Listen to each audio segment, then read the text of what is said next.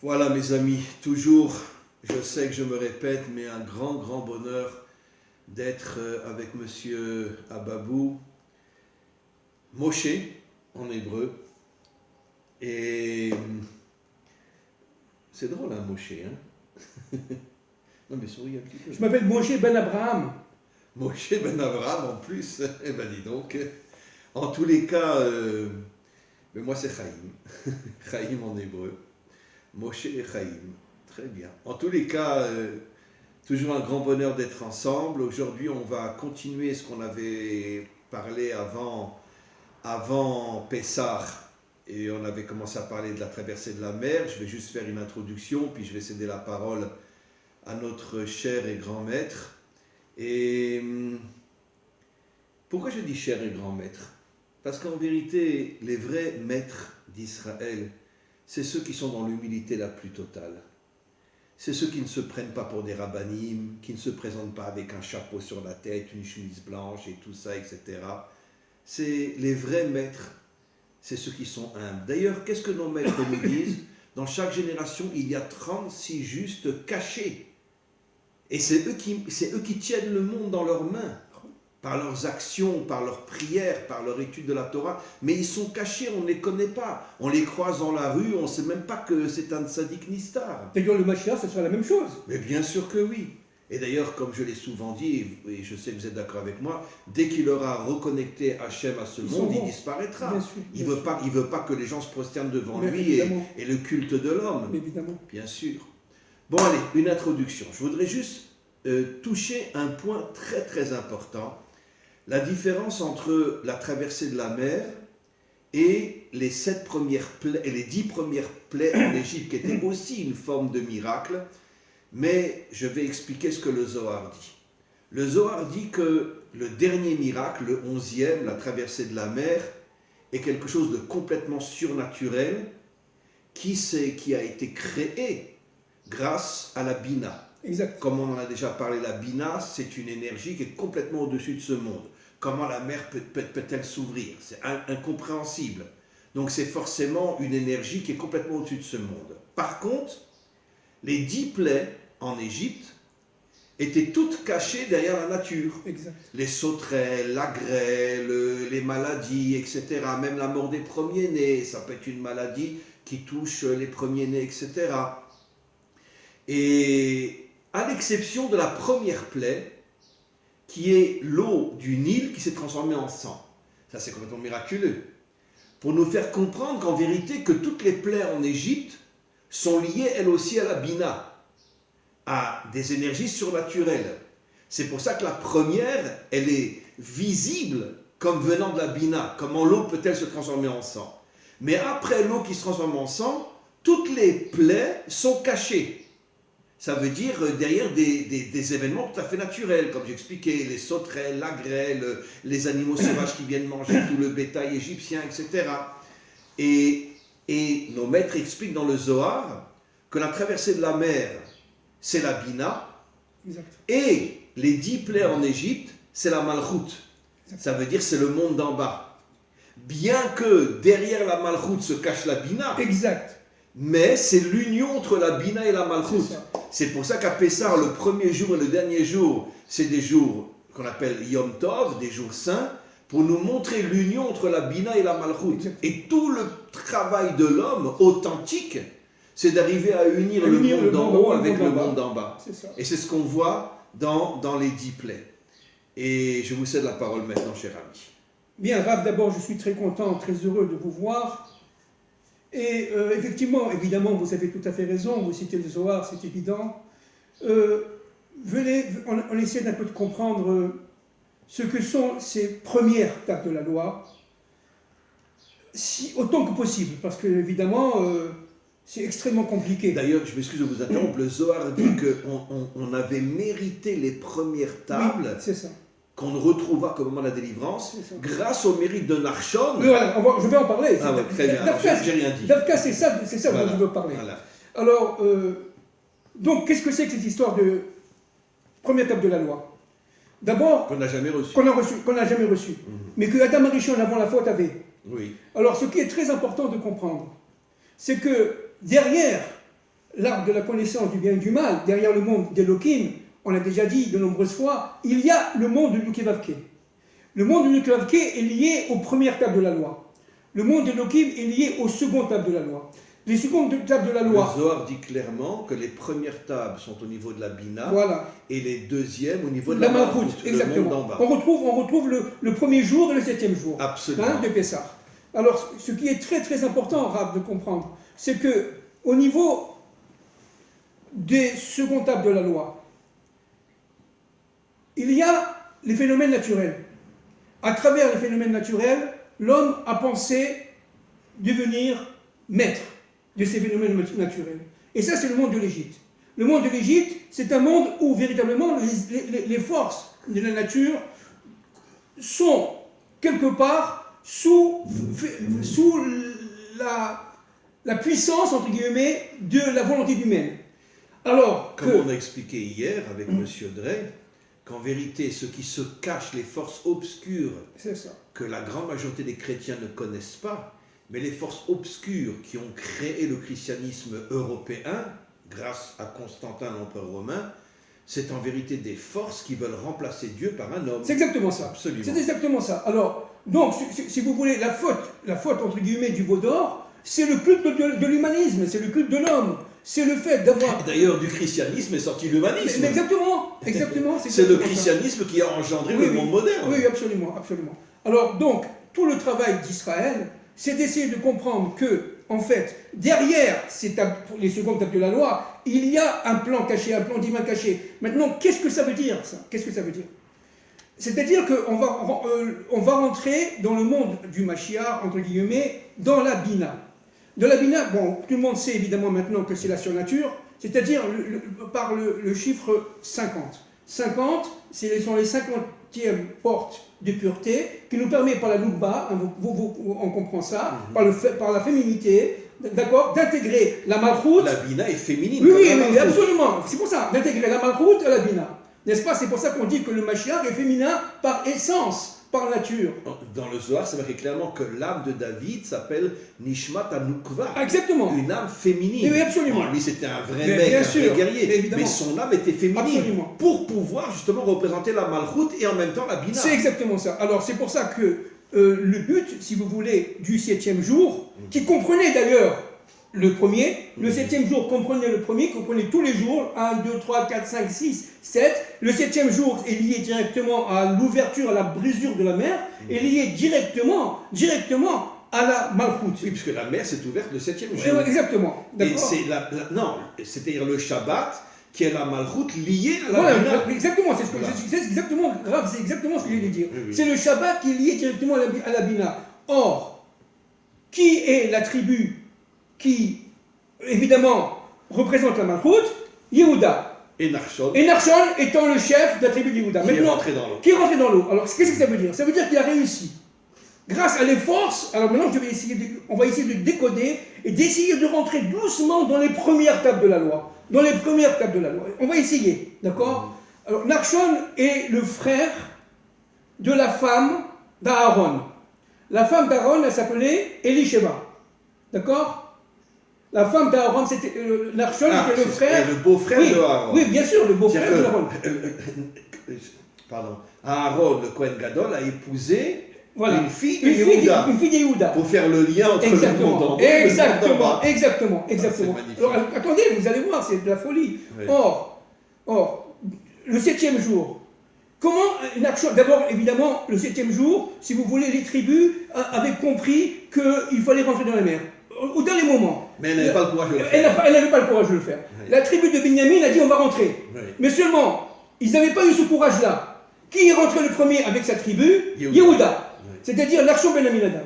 Maintenant, quelle est cette force qui va pousser Nachshon ben Aminadab à rentrer dans la mer? C'est-à-dire à véritablement faire le lien entre la Malchut et la Bina. Et d'ailleurs, il s'est presque noyé. Oui, absolument. Quand il avait l'eau jusque-là, la mer s'est Je ouverte. connais. Pourquoi je connais? Vous avez compris pourquoi je connais? Bien entendu. Parce que, en fin de Pour compte, voir jusqu'où il va aller. oui, parce que l'odorat, c'est le sens que va utiliser le Mashiach. Le Absolument. Mashiach va sentir. Si vous me dites qu'est-ce que c'est que le Mashiach, c'est quelqu'un qui sent.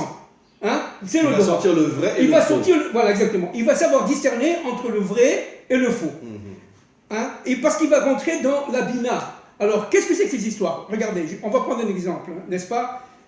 Élie, Sheva. Dans le mot Sheva, il y a encore le chiffre 7. La sœur de Nachshon. La sœur de Nachshon. Élie, Sheva. Élie, Sheva. Mais il y a aussi elle. D'accord? Le Dieu qui Exactement. qui se dévoile le 7e jour. Voilà. Mais non seulement dans Élie, il y a Élie et le prophète.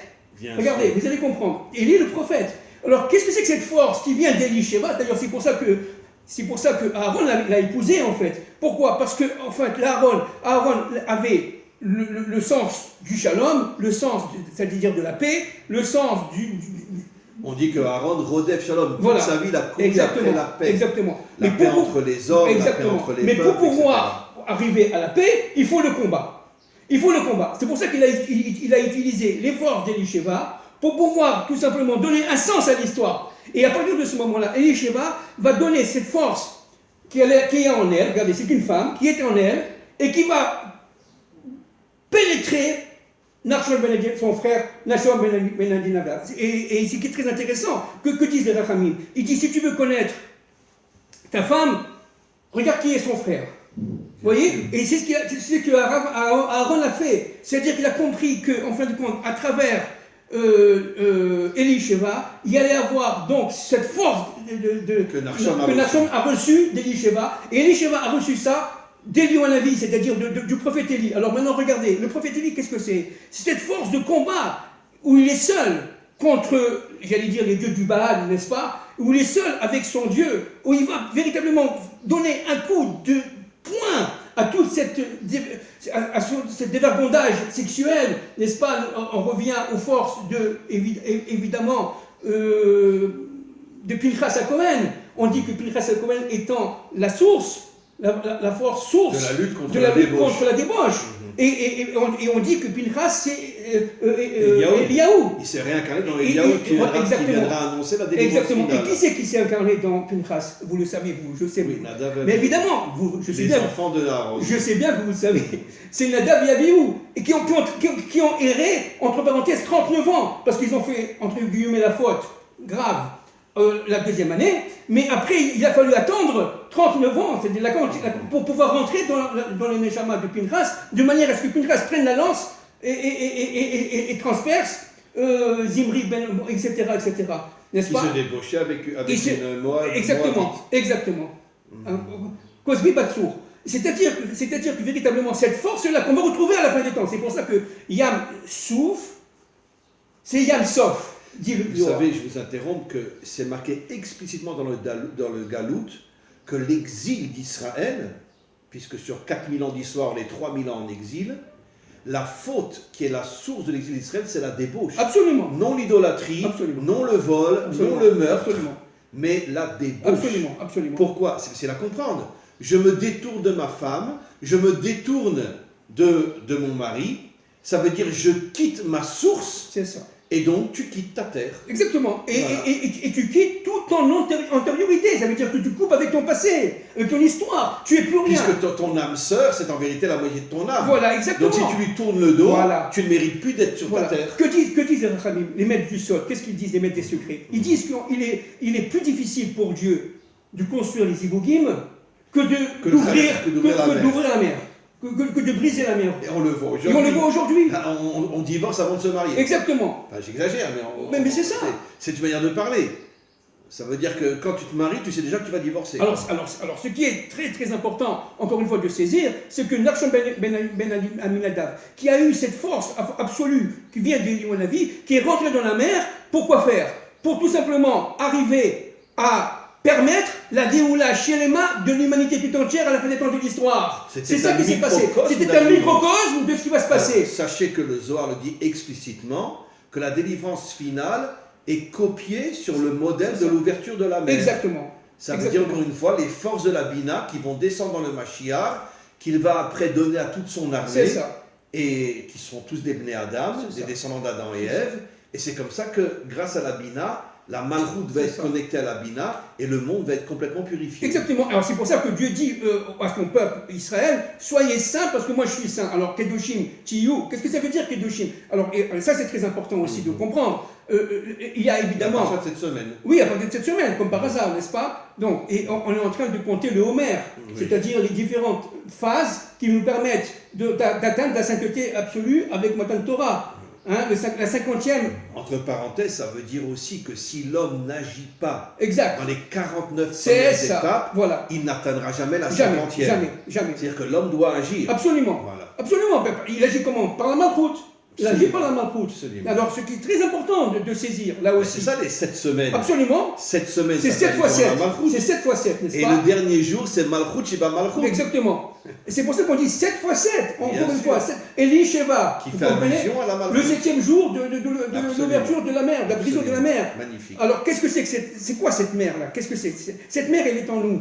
Vous comprenez? Cette mer, c'est quoi? En fin de compte, c'est la Torah. De deux choses l'une, la Torah de la délivrance. Comme on dit, En Maïm et la Torah. Voilà. L'eau, c'est la Torah. Voilà, alors c'est pour Alors ça. pourquoi la Torah est comparée à l'eau? Alors oui, alors c'est très, très intéressant. Parce que, d'abord, une chose fondamentale, c'est qu'il y a les eaux d'en haut et les eaux d'en bas. Vous avez compris? C'est-à-dire que C'est dans véritablement. la Torah explicite. Bien sûr, bien sûr. Maïm Elioni, Maïm Tachtonim. Bien sûr, bien sûr. Alors, qu'est-ce que c'est que les eaux d'en haut? Les eaux d'en haut, c'est la capacité de rentrer dans le bina. Les eaux d'en bas, qu'est-ce que c'est? Malchut. C'est la malchoute. Alors, il faut rejoindre les eaux d'en haut et les eaux d'en bas, de manière à refaire le vav, et à partir de ce moment-là, de réparer par le vav le et qui est... On peut rentrer dans l'eau. Exactement. Alors maintenant, Exactement. ce qui est extraordinaire, pourquoi maintenant la Bina et la Malchut sont de l'eau? Parce que tant qu'elles ne sont pas connectées, on ne peut pas rentrer Absolument, dans la vraie mais Malchut exactement. ni dans la Bina. C'est exactement ça. Et qu'est-ce qui s'est passé? C'est exactement ça. C'est-à-dire le sol est devenu sec à C'est l'intérieur ça, de l'eau. c'est ça. Et le sol sec, c'est la C'est la Malchut Malchut. qui était à l'intérieur de la Bina. Exactement. Alors c'est pour ça que, alors il y a une marloquette, il y a, comment dirais-je, une grande discussion entre les Rachamim. Est-ce que c'est ouvert de gauche à droite, avec de pans, de mer, etc., bon, d'eau, etc. Mais il y a des Rachamim extrêmement fins, secrets, qui disent qu'en fin de compte, la mer s'est ouverte en 12 tunnels. Oui, absolument. D'accord? En 12 tunnels, c'est-à-dire Pour chaque tribu. pour chaque tribu. Chaque tribu. Alors c'est très intéressant. Pourquoi? Parce que chaque tribu est rentrée dans son tunnel, Oui. vous voyez, dans son monde, dans son drapeau, j'allais dire, dans sa mission, dans L'unité. sa fonction, et pour former l'unité. La mer, c'est une forme, dans ce monde-ci, d'unité. Mais le Zohar dit que la Bina est la source de l'unité. Absolument. Parce que dans le monde matériel, il n'y a pas d'unité. Absolument. Tu ne peux pas à la fois être du feu et de l'eau. Tu ne peux pas être au nord et au sud. Tu ne peux pas être un enfant et un adulte. Absolument. C'est Mais le monde de la division. Mais c'est pour ça que le Mais la mal... Bina réunit Voilà. toutes les divisions et les unit. Alors, qu'est-ce que c'est que le mal? Maintenant, vous avez compris. Le mal, qu'est-ce que c'est? C'est l'extériorité qui veut avoir l'unité et qui n'arrivera jamais Mais à au niveau des l'unité. dirigeants. Oui, mais je parle des dirigeants. On parle Bien toujours sûr. des dirigeants, bien Bien entendu. sûr, Bien oui. entendu, bien entendu. Oui. On parle des dirigeants. C'est essayer de reconstituer leur unité, mais inversée, Satanique. satanique, n'est-ce pas? C'est pour ça que, je l'ai dit hier dans l'intervention avec M. Drey, Rachid dit l'Égyptien. Pourquoi on dit l'Égyptien? Parce qu'au singulier, Oui, bien sûr. comme on l'a dit, entre parenthèses, Yaakov Avinu, Shivim Nefesh, et non pas Shivim Nefashot, ça veut dire que ça aussi c'est au singulier. Au singulier. Pourquoi? L'unité. Dans le bien comme dans Exactement. Vous avez l'unité dans le bien et Pharaon représentait l'unité dans le mal. le mal. Absolument. Alors le problème, c'est que... C'est pour ça que nos maîtres disent Zéléoumadze. Exact. Le mal essaye de copier le bien, Exactement. mais dans le mal. Exactement, c'est exactement ça. Voilà. Exactement ça. Pharaon est arrivé à un point où, véritablement, il pensait avoir, avec son or, avec son argent, et entre parenthèses, vous savez que l'or de Yosef a été divisé, bon, les Rachamim disent qu'il a été divisé en 3 parties. Bien Une sûr. partie de l'or pour Pharaon, une partie de l'or pour Korah, et une partie de l'or pour... Moshe. Oui, la fin des temps. Oui. Moshe Ah, à la fin des temps de je connais l'histoire. pas, oui. Pour Moshe à la fin des temps de l'histoire. C'est-à-dire qu'en fin de compte, il nous reste encore cette richesse qui nous attend à nous tous, pas Israël bien entendu seulement, mais l'humanité tout entière qui est capable de se connecter. D'accord? Alors cet or-là, qu'est-ce que ça veut dire, cet or-là? C'est quoi cet or? Cet or, c'est tout simplement le Aleph reconstitué à l'endroit. Absolument. C'est-à-dire qu'on rentre véritablement dans la Malchut par la Bina. Vous comprenez? Et qui forme le mot Et qui Emet. font le mot Emet. Puisque la ça. première lettre fait allusion à l'unité qui est la Bina. C'est ça. La dernière lettre, dit le Zohar, le Ta fait allusion à la C'est Malchut. ça. Et le même entre les deux C'est ça. qui réunit, Le deux. qui réunit Le les deux. Aleph ou le Et Ta. c'est quoi le même en vérité? c'est 4 fois 10. Les 4 lettres du nom divin. Exactement. Et chaque lettre du nom divin contient les 10 sphirotes. Absolument, c'est exactement ça. C'est 40. C'est exactement ça. Donc le nom divin unit la Bina et la Malchut. Vous avez compris maintenant les 40 ans du désert. Les 40 ans du désert. Et les 4 exils. Et les 4 exils. Les 4 exils, toujours les chiffres 4. Voilà. 4, 40, 400. Voilà. Pourquoi 4? Parce que le 4 représente ou le dévoilement des 4 lettres du nom divin, ou la chute des 4 lettres du nom divin. Exactement. C'est exactement ça. Donc, D'ailleurs, le Hari Akadosh dit explicitement que les 4 exils font allusion à la chute des 4 lettres du nom divin. Absolument. Et d'ailleurs, comment que le Mashiach va réparer le nom divin? Le Zohar, je crois que je ne suis pas sûr que tu me pardonnes si je me trompe, je crois que c'est dans son introduction, Akdama, je crois que c'est dans son introduction. Il dit que le Vav de Tiferet, n'est-ce pas, va pénétrer le Chet, la faute, et va séparer les deux parties pour faire un Hé. Bien sûr. Et c'est-à-dire qu'en fin de compte, qu'est-ce que c'est que la Géoula? C'est le Hé réparé.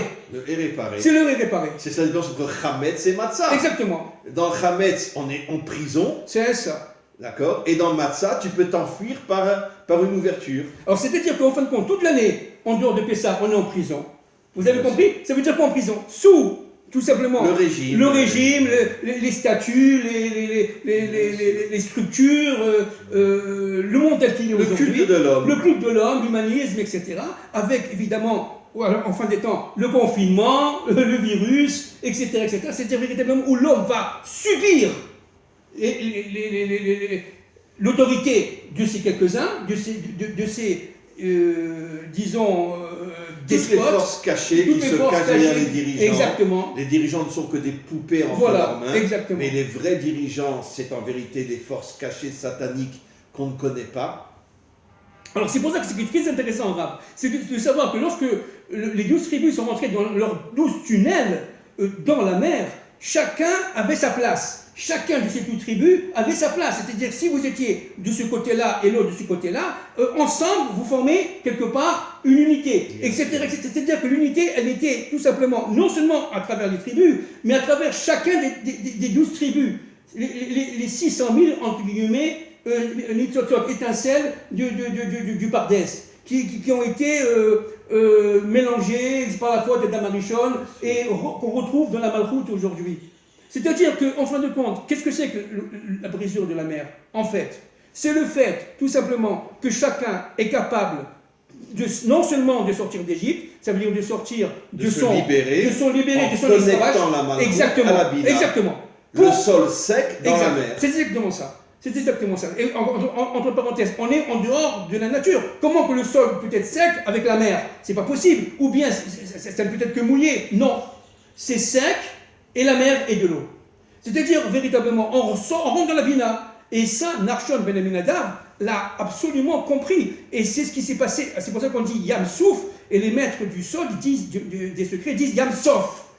C'est la délivrance finale. La délivrance finale. Sof veut dire c'est la fin. La fin. C'est-à-dire que l'ouverture de la mer est une allusion à ce qui se passera pendant la délivrance finale. Exactement. Alors qu'est-ce que c'est? Ce sont toutes ces forces d'Éléonavi qui vont pousser, n'est-ce pas, les forces qu'on appelle les narchonim, ça c'est mon maître Manitou qui le dit, les narchonim, c'était... D'ailleurs, entre parenthèses, pourquoi il s'appelle Narshon? Il y a le mot Nachash. Bien sûr. Pour dire qu'il a fait le tikkun. Voilà, exactement. Il veut réparer la faute du serpent. Bravo, ça je ne l'ai pas vu. Bravo, c'est très fort. Il veut réparer la faute du serpent. Exactement. Et pour réparer la faute du serpent, qu'est-ce qu'il faut? Il faut réunir la Malchut à la Bina. C'est exactement ça. Parce que le serpent, ce qu'il veut, c'est vivre dans la Malchut. Il veut être lui-même le roi. Ce sont les empereurs, ce sont les élites d'aujourd'hui, tous les dictateurs de l'histoire, en commençant par Nimrod, et en finissant par Nimrod, parce que Nimrod va revenir à la fin des temps de l'histoire, n'est-ce pas? Et ce sont les forces de Moshe qui vont se battre. C'est pour ça que les premiers chrétiens dans le monde européen étaient les Romains. Puisque toute l'idéologie romaine, c'est de dire à Dieu, reste en haut, il faut nous la paix. Exactement. C'est pour ça que c'est eux qui ont accepté le christianisme. Exactement. Ça veut dire de remplacer Dieu par un homme. Exactement. De manière à arriver après au monde moderne où c'est et moi, et moi, et moi. Exactement. C'est exactement ça. Alors, encore une fois, notre travail à nous, chacun individuellement, c'est d'abord, évidemment, de sortir de sa propre Égypte, Et c'est un travail extraordinairement difficile, Bien sûr. bien parce que... Enfin, de sortir de nos limites. Oui, oui. Le Mitzraïm veut dire limite. Mais bien sûr, quand je dis sa propre Oui. limite, ça veut dire ses propres limites. Oui. Hein. Essayez par exemple de dire eh bien je ne vais pas utiliser la carte bancaire, je vais sortir des banques.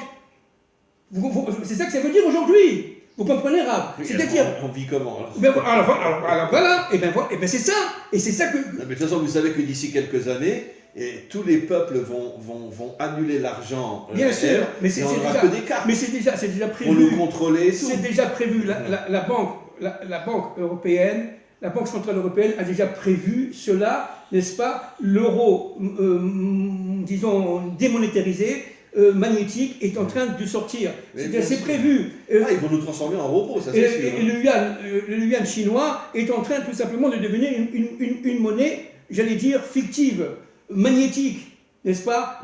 Électronique. De manière à tout simplement nous contrôler. Le but c'est le contrôle. Alors, et si tu n'es plus dans le système, on te bloque ta carte. Alors, c'est pas difficile. Tu crèves. On va nous donner des piqûres, des vaccins, avec la capacité d'être contrôlé de l'intérieur de nous-mêmes.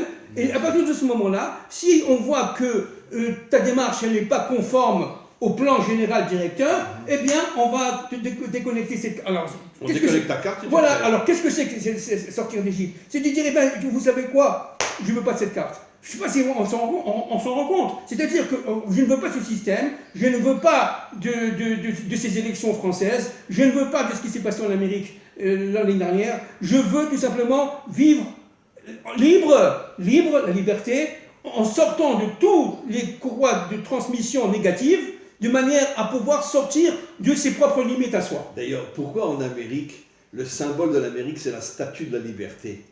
C'est une statue.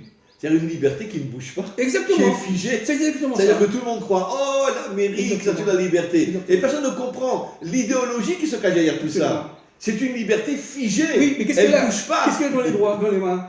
Un feu. Vous avez compris? C'est-à-dire si tu t'écartes, je te brûle. Voilà, exactement. C'est exactement ça. ça. C'est exactement ça.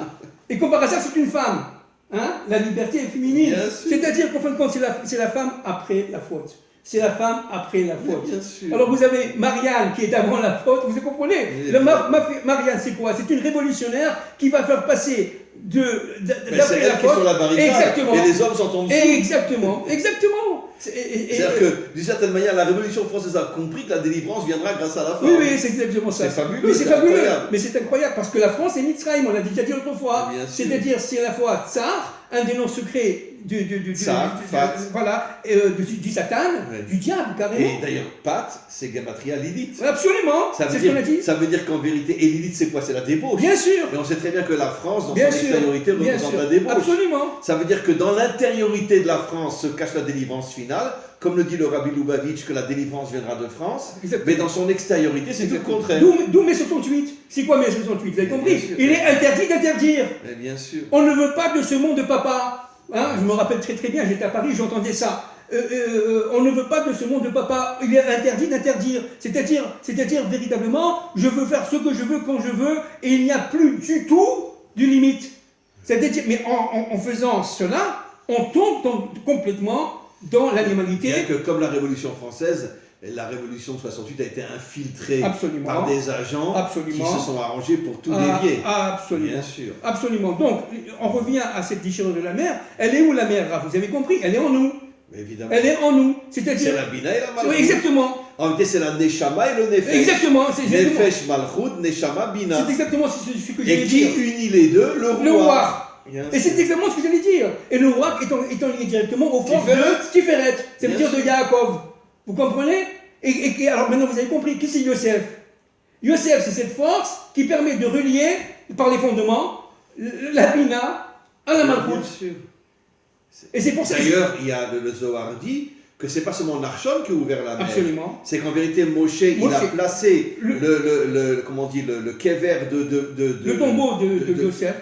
devant la mer Exactement. pour qu'il se dégage des énergies qui vont aider à ouvrir la mer. C'est ça. Et d'ailleurs, c'est incroyable. Donc c'est le lien entre la Malchut et le Yesod. Alors c'est très intéressant parce qu'il y a des midrashim extraordinaires là-dessus. Il dit qu'en fin de compte, lorsque Moshe a soulevé le tombeau de Yosef pour que la mer s'ouvre, le tombeau était seul dans l'air. Oui. C'est-à-dire qu'il n'était pas soutenu par une main humaine. Alors qu'est-ce que ça veut dire? Ça veut dire qu'en fin de compte, Yosef, n'est-ce pas, qui faisait le lien entre la Malchut et la royauté, entre la royauté, la Malchut et la Bina, il faisait le lien entre ce monde-ci et le monde de le Yesod représente le bris, l'alliance avec Dieu. Exactement. Ça veut dire que dans la chair la plus chère, on se connecte avec Dieu. Et qu'est-ce que c'est la bride? C'est un vave. Bien sûr. Vous comprenez? C'est un vave dans lequel sort c'est Tiferet, dans lequel sort une semence qui va ensemencer ce monde. Bien sûr. Donc, qui donne la vie. Qui donne la vie. Et Sachaïm, là, exactement. Donc Yosef, aujourd'hui dans le monde moderne, 99% des relations entre l'homme et la femme, c'est surtout pour ne pas faire un enfant. Absolument. Donc l'absolu contraire de l'arbre de la vie. Absolument. Aujourd'hui, avec le transhumanisme, avec toutes ces capacités maintenant qu'a la science et la médecine, etc., de faire des enfants éprouvettes et tout ce que vous voulez, qu'est-ce que ça veut dire? Ça veut dire que la femme dit à l'homme, j'ai pas besoin de toi. J'ai pas besoin de toi. Je n'ai besoin de toi que pour le plaisir. Que pour le plaisir. Voilà. Donc à partir de ce moment-là, on retombe dans l'effort de Lilith, Tsarfat. Vous comprenez? Voilà. Ça veut dire l'étroitesse de Lilith. Exactement. L'étroitesse de la débauche. Mais encore une fois, que dans l'extériorité. C'est exactement. Pas dans l'intériorité. Ah non. Parce que l'intériorité, parce que c'est comme ça, là où il y a une extériorité satanique, il y a forcément une lumière qui se cache à l'intérieur. Bien sûr, puisque les forces du mal sont là pour cacher le bien. Cacher le bien. Donc c'est sûr que dans l'intériorité de la France se cache une lumière inimaginable. Absolument. Voilà. C'est absolument juste.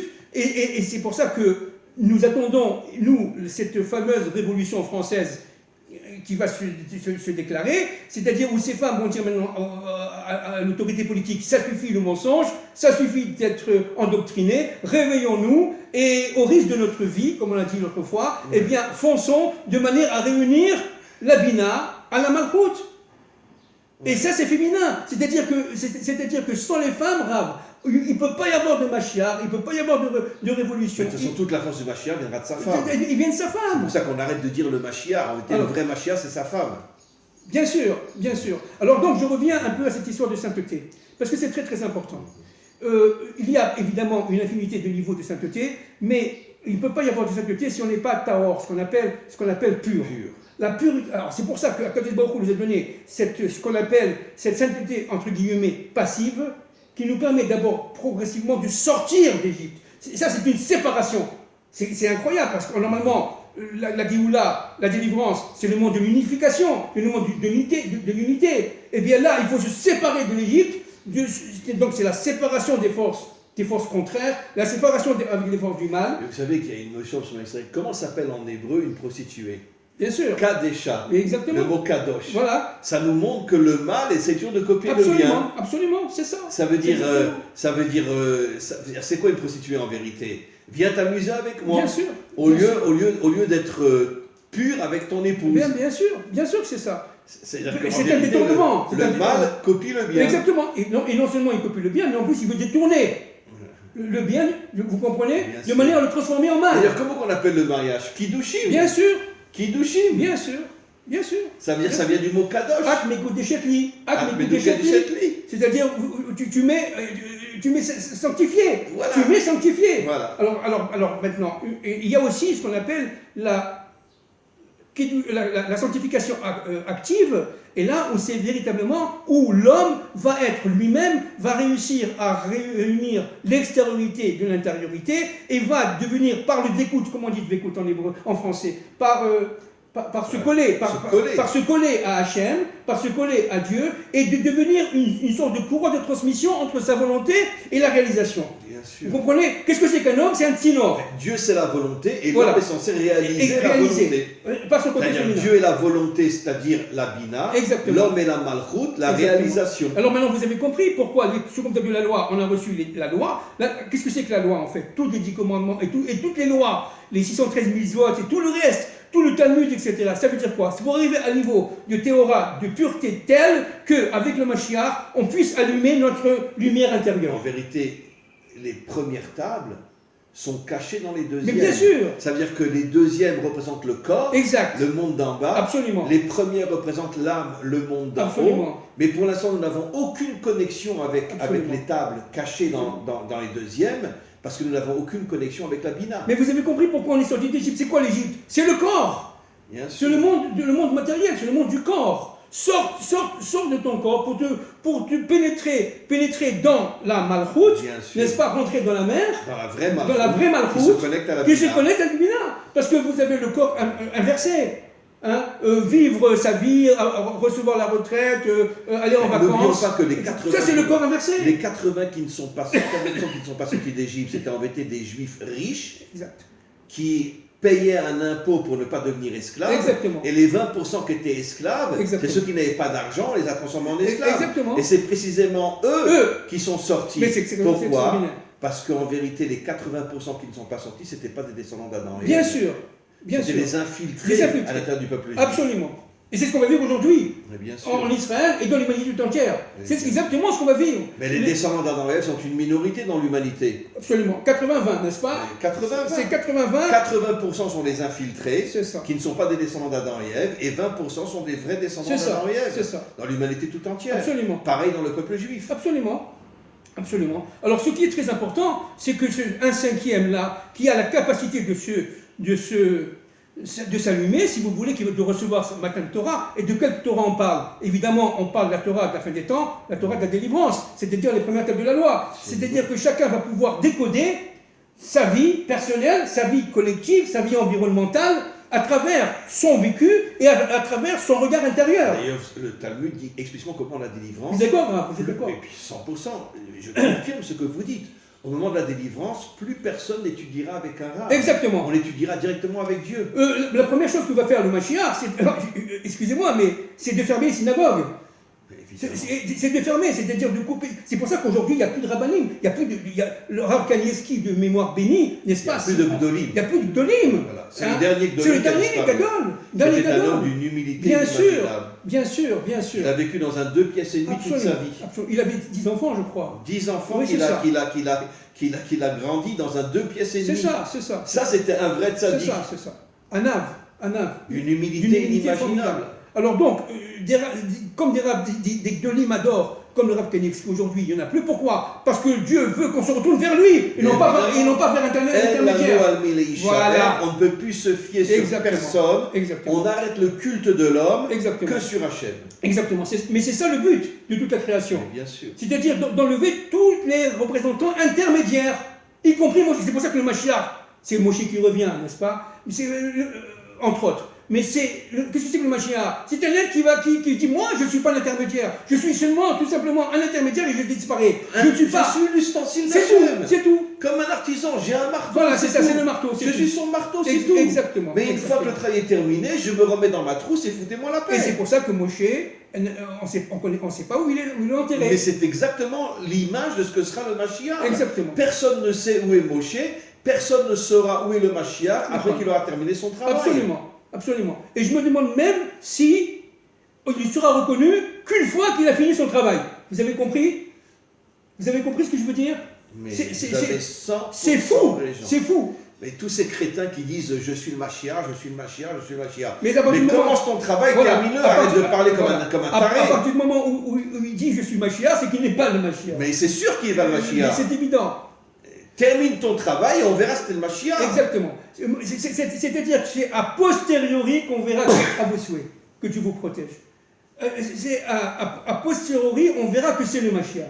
Vous comprenez? Une fois que l'on a terminé son action, que le ventre sera nourri de ces révolutionnaires, notamment non-juifs, que automatiquement on va dire, mais attends, c'est un mouvement incroyable, c'est un mouvement messianique, et que le mal va disparaître de la carte, avec une guerre, la guerre de Gog et Magog, mais c'est à ce moment-là qu'on va dire, mais le Mashiach.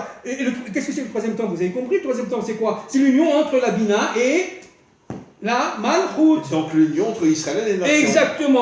Exactement. C'est l'union entre l'homme et la femme. C'est pour ça que c'est marqué que le troisième temple est le peuple de toute la terre. Exactement. Ki beiti bet yikareh lechol ha'amim. Exactement. C'est le troisième temple, c'est le lieu de connexion entre l'humanité tout entière et Dieu. Exactement. Et c'est pour ça que ce troisième temple, ce ne peut être que au Har Moria, c'est-à-dire à Jérusalem, là-bas, Qui sera la capitale qui est la capitale mondiale du monde. du monde. Pourquoi? Parce que là et là-bas seulement, on va pouvoir réunir le ciel et la terre. Absolument. Le ciel et la terre. Ben, c'est pour ça. Sion et Jérusalem. C'est pour ça qu'on ne peut pas Sion représente la Bina, voilà. et Jérusalem la Malchout. Voilà. Et Sion est en plein milieu de Jérusalem. D'accord.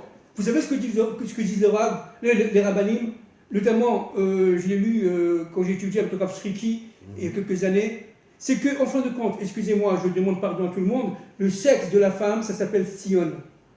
Ah oui, absolument. Oui, mais je n'ose pas le dire en public. Oui, oui. Le sexe féminin s'appelle Sion, c'est écrit dans les Zohar. C'est-à-dire véritablement que la fécondation est sainte, complètement sainte. Elle donne la vie. Elle donne la vie. La femme authentique donne la vie. Exactement. Et l'homme ne donne pas la vie. Exactement. Il donne une graine. Exactement. Et qui transforme cette graine en vie, c'est la femme. Ça veut dire qu'en vérité, on comprend pourquoi la délivrance viendra des femmes. Parce que c'est elle qui est la source de la vie. Maintenant, qu'est-ce que c'est que... Qui annule la mort. Maintenant, qu'est-ce que c'est que Sion? C'est le Kodesh Kodashim. Vous avez compris, c'est-à-dire le centre carrément. Sion, Gematria Yosef. Bien sûr. Qui veut dire la pureté sexuelle. Exactement. C'est pour ça que Yosef n'a pas fauté. Bien sûr. Hein? C'est pour ça que c'est de la folie. C'est-à-dire qu'en fin de compte, Mitzion Kitzetera, regardez, Mitzion Kitzetora. La Torah, les premières tables. Voilà, ça c'est les premières tables. Voilà. C'est-à-dire que les premières tables viendront, j'allais dire, de cet acte saint, qui est un acte d'accouplement saint, avec, si vous voulez, le sexe masculin et le sexe féminin, l'un dans l'autre, regardez, c'est intégré, l'un dans l'autre. On rentre dans l'intériorité. Exactement, voilà. Ce qui prouve que la femme est l'intériorité du monde. Exactement. Puisque l'homme rentre dans l'intériorité de la femme. Ce qui prouve que la femme représente l'intériorité. Exactement. Voilà. Absolument. Et donc, qu'est-ce que c'est que le Mashiach? C'est tout simplement cette graine sainte qui vient de Bereshit, qui a été transmise par l'homme à la femme. Et la femme va donc être enceinte, c'est-à-dire qu'il va y avoir une sorte de ventre du Mashiach. Et avec toutes ces cellules c'est quoi? Ce sont ces femmes et ces hommes qui vont être des révolutionnaires et qui vont foncer. Et c'est quoi jusqu'à la naissance de quoi? Du bébé. C'est quoi le bébé? C'est le Mashiach. Bien sûr. Donc c'est une naissance sainte. C'est une naissance sainte que nous allons vivre. Vous comprenez, Rav? Oui, comment? Donc pour conclure, l'acte de procréation est un acte sacré. Bien sûr. L'acte le mariage est absolument sacré. Akadosh Baruch Hu. Et toutes les forces sataniques font tout pour casser le mariage aujourd'hui. Vous vous rendez compte, Rav? On connaît le nom du père d'Abraham Avinu. Oui. Terah. On connaît le nom de la mère et du père de Moïse, etc. Voilà. C'est-à-dire, véritablement, on sait exactement quelle est l'intériorité du peuple d'Israël. Mais le peuple juif est né à partir d'une famille. Exactement. Alors que les nations ne naissent pas à partir d'une famille. Exactement. C'est des mélanges inimaginables. Exactement. Voilà. Magnifique. Et merci à Hachem et merci à vous. Et Be'ezrat Hachem, on se retrouve bientôt.